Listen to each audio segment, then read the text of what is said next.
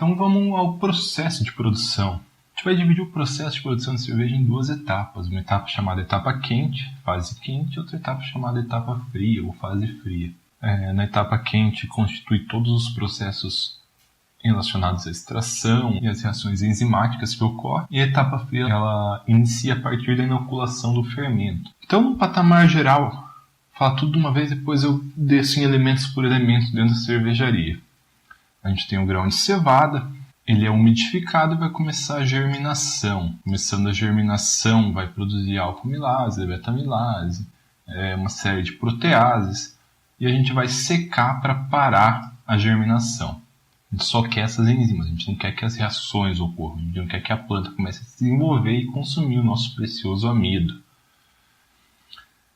Tendo isso, a gente tem o grão lá, ele não vai ter se desenvolvido ainda, ele é um grão normal, só que tem essas enzimas. A gente vai moer esse grão.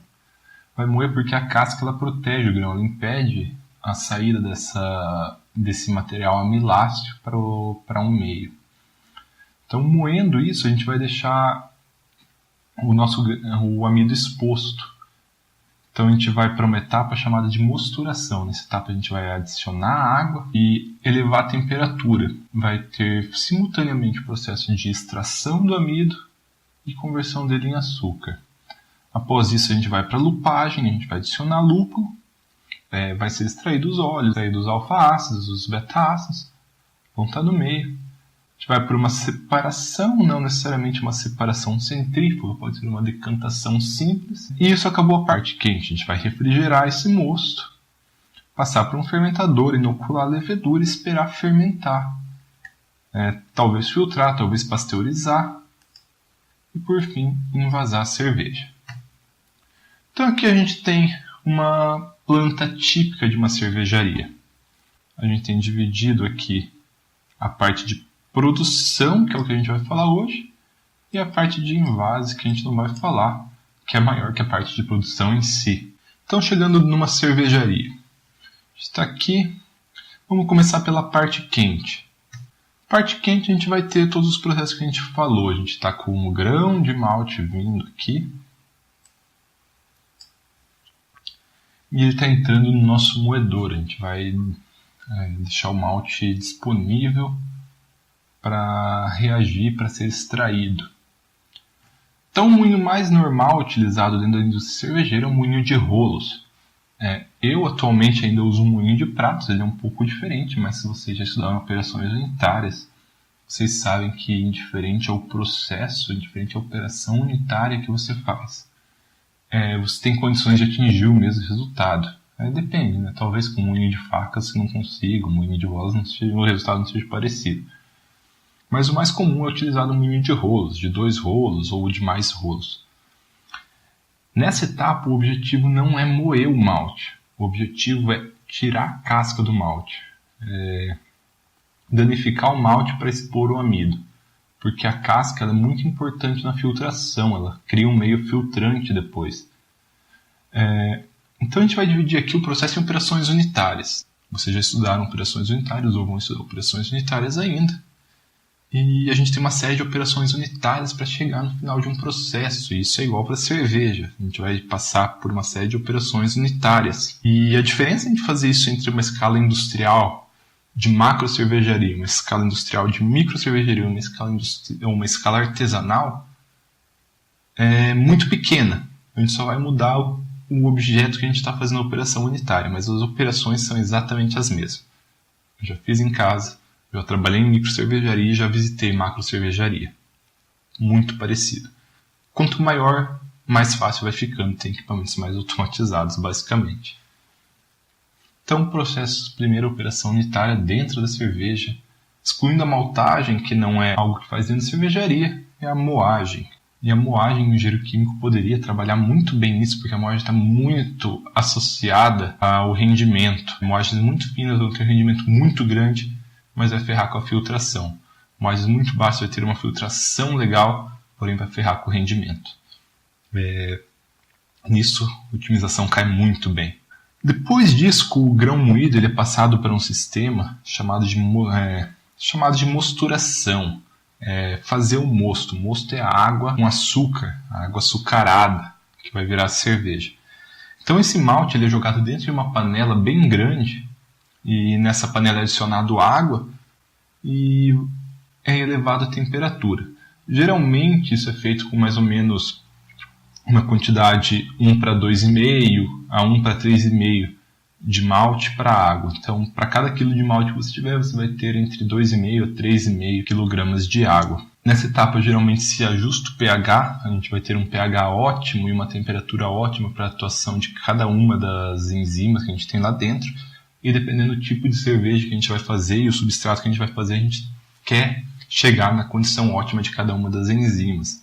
A gente pegar com um malte muito proteico, que não é mais o caso hoje em dia, a gente vai ter que trabalhar em temperatura ótima de protease, de beta-milase e de alfa-milase. Hoje em dia os maltes são bem modificados, eles têm pouca proteína, então geralmente se trabalha mais em temperatura só de alfa-milase, de beta-milase e alfa-milase. E pH também.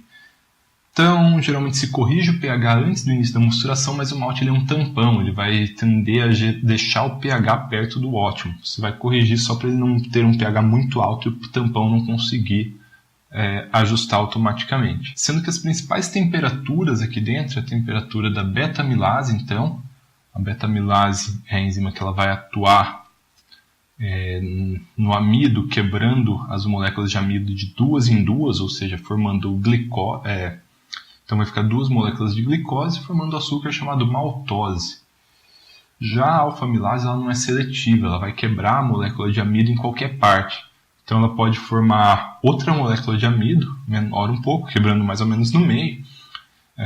Pode formar maltotriose com 3 unidades, maltose com 2 unidades, ou até glicose com 1 unidade só. Ela não é seletiva. Onde ela tiver, enquanto ela tiver a possibilidade de atuar, ela vai quebrando, reduzindo no meio, nas extremidades e assim por diante. Então, nessa primeira etapa, virou um chá açucarado, composto de maltose, basicamente, principalmente maltose, e alguns outros açúcares. Pode ter glicose, quando a alfa-milase atua numa maltose, pode ter outros açúcares superiores, e a partir de 3 unidades de glicose, a levedura ela já não é mais capaz de metabolizar. Então vai ficar açúcar residual na cerveja, aumentando a densidade da cerveja, aumentando o dulçor dela. Tendo esse caldo açucarado, a gente tem que separar esse resíduo, essas cascas e todos os outros resíduos sólidos não solúveis. Então vai para uma etapa de filtração. Nessa etapa de filtração, a panela tem um fundo falso, um fundo perfurado, o malte vai ficar em cima e a gente vai ficar recirculando a água entre esse malte. Vai se depositando uma camada de casca, e vai vir água, vai depositar material, vai vir água, vai depositar material, vai ficar recirculando até todo o material se depositar em cima. Então o meio filtrante é o próprio malte. Quando ela já estiver bem limpa, a gente estiver só com casca em cima e sem casca no mosto, a gente vai passar para a próxima etapa. Porém, aqui tem uma etapa de equilíbrio muito interessante de ser estudada também. O malte que ficou lá, que ficou para trás, ele ficou úmido, e esse malte úmido está úmido por com uma solução açucarada. Se ficar açúcar para trás, a gente está perdendo rendimento. Então tem aqui uma etapa de lavagem. Pode voltar a água e recircular água limpa também, para diluir esse açúcar em grande concentração que estava lá no malte e mandar para essa segunda etapa também. Chegando nessa segunda etapa aqui também é adicionado o lúpulo. Então a gente tinha um caldo açucarado, para fazer cerveja simplesmente basta a gente colocar o lúpulo agora. A gente vai adicionar esses lúpulos, e esses lúpulos vão ser adicionados em diferentes etapas do processo. A gente vai adicionar o lúpulo e vai elevar a temperatura. Vai levar até 100 graus, vai fazer a fervura.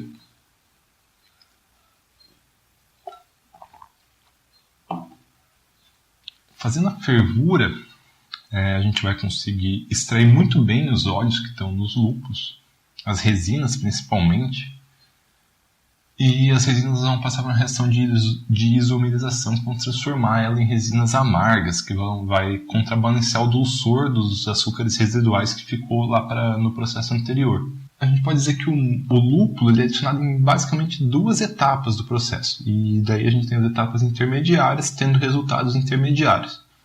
Ou no início da fervura, com o intuito de extrair mais alfa-ácidos, extrair mais resinas e isomerizar mais resinas para dar mais amargor. Porém, a gente vai estar extraindo os compostos voláteis de aroma também, só que fervura e composto volátil não são coisas que combinam. Então, esses compostos voláteis saem do meio.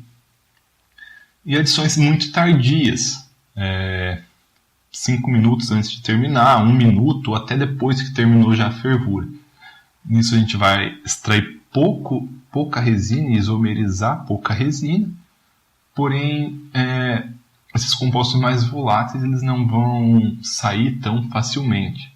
É igual quando você faz, sei lá, você fez cachorro quente e colocou salsinha, ou qualquer molho e colocou salsinha. Se você colocar salsinha no começo do molho, você vai perder todo o aroma da salsinha. Você tem que colocar salsinha no final, porque a salsinha é um composto volátil e você não quer que ela se volatilize antes da hora de você comer. Além disso, né, a elevação da temperatura ela vai fazer, junto com a adição do lúpulo, ela vai propiciar a coagulação de algumas proteínas maiores, ela vai aglomerar algumas proteínas maiores e fazer elas precipitarem. Então, no final desse processo, você vai ficar com coisas insolúveis no meio. O próprio lúpulo, as folhas do lúpulo que estavam lá no meio não vão ser solúveis e as proteínas que se coagularam. Você quer tirar tudo isso, você não quer passar isso para frente. Então, faz-se uma nova etapa aqui, que é uma etapa de decantação ou centrifugação. Então transfere para uma outra panela, ou pode ser feito na mesma panela, no mesmo reator.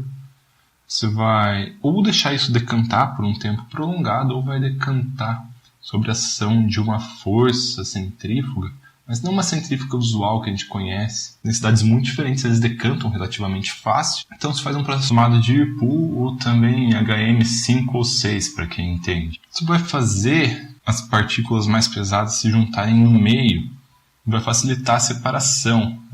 Isso tudo, se fosse decantar, ia decantar para baixo, uniformemente, e o tubo de saída fica lá embaixo, para você aproveitar ao máximo.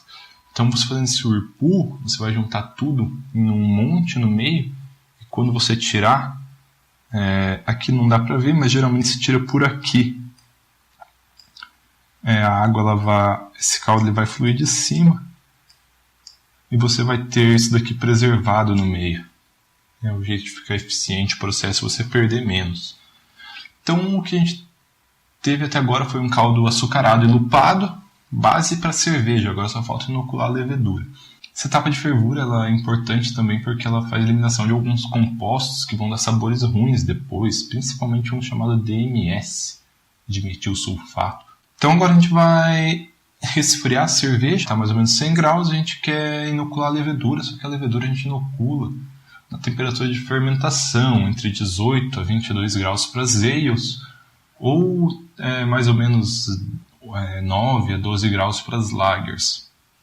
Então a gente resfria esse mosto. Outra coisa bem interessante para se estudar, nas indústrias que eu trabalhei até hoje, elas têm muito problema. Nós temos esse processo de troca de calor aí muito demorado, 1, 2 horas para fazer isso, para transferir para o fermentador. Isso talvez pode se ter uma eficiência maior, aumentando o número de placas, talvez usar um fluido refrigerante, a temperatura menor que eles usam. Isso tem que ser feito análises. E daí, terminando a parte quente, então a gente esfriou nosso moço e foi para a parte fria. A parte fria está aqui. Só 2 fermentadores, um fermentador e um maturador. Então esse caldo açucarado entrou no fermentador e já desceu simultaneamente nossa levedura. A gente está aqui entre 9 e 21 graus, dependendo do tipo de levedura, dependendo do tipo de cerveja que você quer fazer. E a levedura vai começar a metabolizar e transformar esse açúcar em álcool e CO2. Então temos álcool, temos compostos aromáticos e temos CO2. O álcool é extremamente importante, o CO2 é extremamente importante, mas os compostos aromáticos também são muito importantes. Isso vai mudar totalmente as características de cerveja. Eu trabalhei com uma cervejaria desenvolvendo uma receita comercial para eles, e nessa receita a gente chegou numa base de malte e de lúpulo que não precisava muito mexer. O estilo da cerveja ela não era definida muito pelo malte, pelo lúpulo, mas sim ela era muito definida pela levedura. Então a gente tinha recipientes para fermentação, para fazer teste de fermentação. A gente dividia o mesmo mosto que a gente fez lá atrás em 6 partes diferentes e a gente inoculava leveduras diferentes. É incrível como em uma quantidade tão grande de cerveja você adicionar 10 gramas de uma levedura e de outra levedura muda totalmente as características dela. Tem levedura que vai ser aromática, tem levedura que vai não ser aromática, tem levedura que vai atenuar demais a cerveja, vai consumir muitos açúcares, vai deixar a cerveja mais alcoólica e mais aguada. Tem leveduras que vão atenuar pouco, elas vão ficar um pouco menos alcoólicas, elas vão ficar mais encorpadas, vão ter mais açúcares, vão ficar mais adocicadas, mas não doce igual o Malz Bier, tá, gente? Malz Bier nem é estilo de cerveja, pelo menos não pelos órgãos mais considerados mundialmente, o BJCP ou o Brewers Association. A fermentação, ela dura para as ales que são fermentadas em temperaturas mais altas, elas duram em torno de uma semana. E a gente pode acompanhar a cinética disso. Quando eu faço cerveja, eu sempre acompanho a cinética. Tem um aparelho chamado refratômetro, que eu posso medir o consumo de açúcar dia a dia. Além da formação do álcool e desses aromas bons, existe formação de aromas ruins. Então é importante você conhecer bem da fermentação, porque alguns aromas ruins, porém muito voláteis, eles são arrastados pelo CO2. Então é bom sempre você conhecer muito bem o processo para saber o que você pode fazer para tirar aromas ruins. Aromas ruins voláteis, eles saem junto com o CO2. Se você tiver uma fermentação muito rápida, que o CO2 sai, acabou. Em 6 horas acabou a fermentação, você não vai ter uma remoção legal desses componentes. Se você tiver uma fermentação que se arrasta, vai lá, 3 dias, não atenuou nada ainda, e o CO2 ele sai bem devagarinho, você não vai ter arrasto desses componentes também. Tá? E outro lugar bem legal que dá para trabalhar, controle da fermentação. Eu já peguei cerveja com aromas muito ruins em tanque de 10 mil litros, aquele aroma horrível. O que vai fazer? Passou a fermentação, eles já carbonataram, mas eles podiam ter feito técnicas para remover aqueles aromas ruins ainda, porém não fizeram. Mais um lugar legal para trabalhar com engenheiro químico dentro desses processos fermentativos. Depois da fermentação principal vem a fermentação secundária ou a maturação. Você pode fazer isso em outro tanque, remover essa cerveja para outro tanque, porque a levedura ela tem um comportamento bem particular. Ela vai fermentar, aí ela vai decantar, toda essa parte cônica do fermentador ali embaixo vai encher de levedura, porque você criou muita levedura. Então você pode passar para outro tanque para não trabalhar com essas leveduras embaixo, ou você pode ainda expurgar por baixo essas leveduras. Existem as duas possibilidades. Industrialmente talvez é vantagem passar para outro tanque, e caseiramente não é muita vantagem, porque você tem contaminação, você não tem um controle tão grande, você tem contato com o ar, porque a partir de agora o ar virou o maior inimigo da cerveja. Ele é fonte de contaminação, fonte de oxigênio, coisa que a gente não quer mais. Oxigênio oxida, contaminação ferra de tudo quanto é jeito possível. Vamos supor que a gente está numa indústria e a gente passou por outro tanque, então. A gente vai deixar um tempo prolongado e vai acontecer muitas coisas, vai acontecer muitas mágicas com a cerveja. Aromas ruins vão sumir, tem compostos tipo de acetil, que é um composto sempre presente na cerveja, um intermediário na produção do álcool. Ele vai ser reabsorvido pela levedura, um composto indesejado.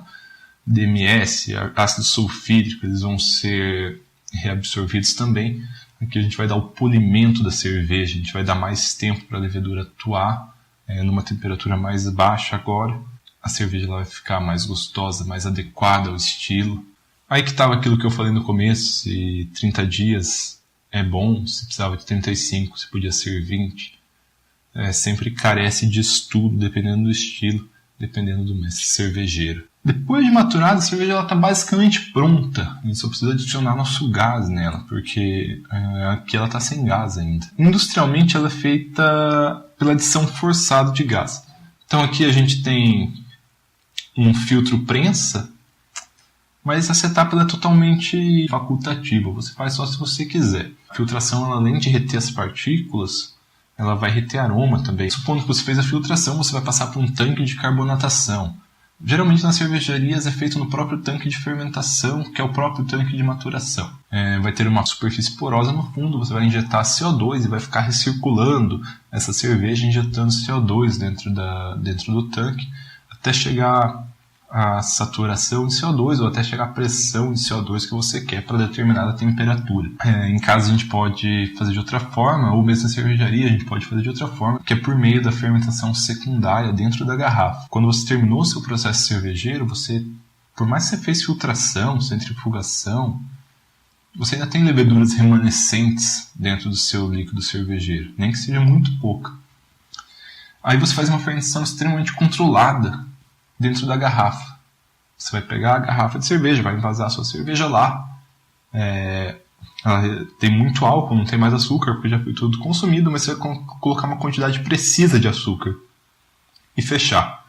A levedura que está lá dentro ela vai metabolizar esse açúcar, transformando esse açúcar em um pouco mais de álcool, porém irrelevante, e mais CO2, que é o que vai carbonatar a cerveja. Algumas cervejarias grandes fazem isso, principalmente cervejarias especiais, e esse processo ele é extremamente benéfico para a cerveja, porque ele vai consumir o ar residual que tem dentro da garrafa. Esse ar residual, se ele não trouxe contaminação, ele tem potencial de oxidação. Lá. Tem cervejaria, se ela entender um pouco mais o próprio processo dela, se ela não for muito artesanal, que ela te daria um caminhão de cerveja, um fermentador de cerveja, para você estabilizar dentro das condições necessárias a quantidade de oxigênio de uma cerveja, que é em torno de 0,01 gramas por litro, para não haver efeitos significativos de oxidação dentro do período de prateleira normal praticado dentro do Brasil. Então agora, nossa cerveja ela está carbonatada, ou seja, só falta a gente passar para o envase. Só que a gente não vai tratar de envase hoje, o processo de envase nem é tão interessante assim, mas ele demanda uma capacidade física da indústria, uma capacidade energética da indústria e uma capacidade de tempo da indústria muito grande. Mas o processo de cerveja, então, a gente conseguiu resumir aqui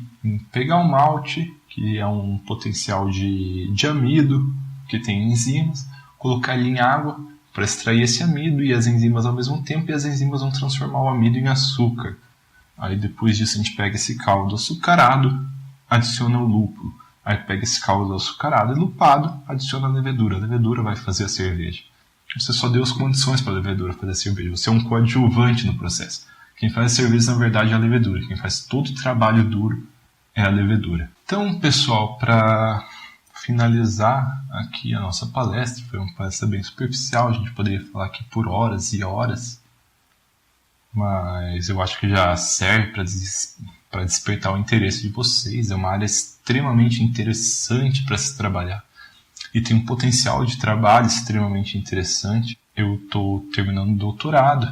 Meu curso natural seria trabalhar como docente dentro da engenharia química, porém provavelmente no futuro vai ser um pouco diferente em função da cerveja. Às vezes quando você sai da graduação, ou quando você está saindo da graduação, você fica muito receoso em fazer mestrado, doutorado, porque você acha que você vai estar perdendo tempo dentro da indústria que poderia ser útil para você. Para mim esse tempo foi extremamente proveitoso, foi o tempo que eu tive contato com a cerveja, eu tive capacidade criativa, tempo para estudar, coisas que eu não fiz durante a graduação. Apesar de eu não ter feito nenhum dos dois dentro da cerveja, eu deveria ter feito no mínimo doutorado dentro da cerveja, a capacidade analítica e científica que eu ganhei me ajudou muito. Talvez se eu tivesse feito só graduação e quisesse ter partido para essa área, eu não ia ter um entendimento como eu tenho hoje em dia. Talvez eu não ia ter conseguido um emprego na área como... Não que eu tenha um emprego hoje em dia exatamente, mas eu trabalho muito nessa área. Apesar da minha ocupação principal ser a docência, eu dou aula, mas tudo está caminhando para que eu comece a trabalhar exclusivamente com cerveja, com produção, com pesquisa e assim por diante. A área é extremamente recompensadora. O mercado está se saturando, tanto de cervejaria quanto de profissionais, mas tem uma demanda, ou deveria ter uma demanda ainda muito grande por profissionais capacitados realmente na área. A gente tem poucos cursos de formação em relação à cerveja aqui no Brasil. E dos cursos acadêmicos, engenharia química é uma área muito boa para nós, porque a gente tem um foco muito grande em processos industriais e um foco muito grande em biologia, em microbiologia. Estou muito feliz hoje em dia, apesar de eu não ter tempo para quase nada, dar aula, fazer o doutorado, fazer o vlog, e ainda trabalhar nessa ideia de construir uma microcervejaria só com um pouco de sono, né? Se vocês quiserem acompanhar o meu trabalho, eu vou pedir, por favor, que vocês se inscrevam no meu canal. É um canal muito novo ainda, eu não sou uma pessoa muito boa em falar, mas eu estou melhorando bastante. O canal se chama Beer School, então o endereço é youtube.com/beerschool, vou deixar aqui na tela para vocês. Se quiserem me seguir nas outras redes sociais, me adicionar no Facebook, eu vou deixar tudo aqui embaixo. Mesmo assim, se vocês não tiverem tanto interesse, mas quiserem dar uma contribuída com o meu trabalho, puderem ir lá se inscrever no YouTube, no meu canal, eu agradeceria muito. Se você está assistindo isso no YouTube, clica aqui embaixo em gostei, se inscreve no canal. Qualquer dúvida que vocês tiverem, estou extremamente disponível a tentar ajudar vocês, se vocês quiserem trabalhar na área. Quero agradecer muito a organização do projeto BTQ por ter me convidado para essa palestra. Agradecer essa oportunidade de falar um pouco mais sobre cerveja. Muito obrigado a todos e espero ver vocês em alguma rede social daqui a alguns dias. E até lá, gente. Muito obrigado. Valeu.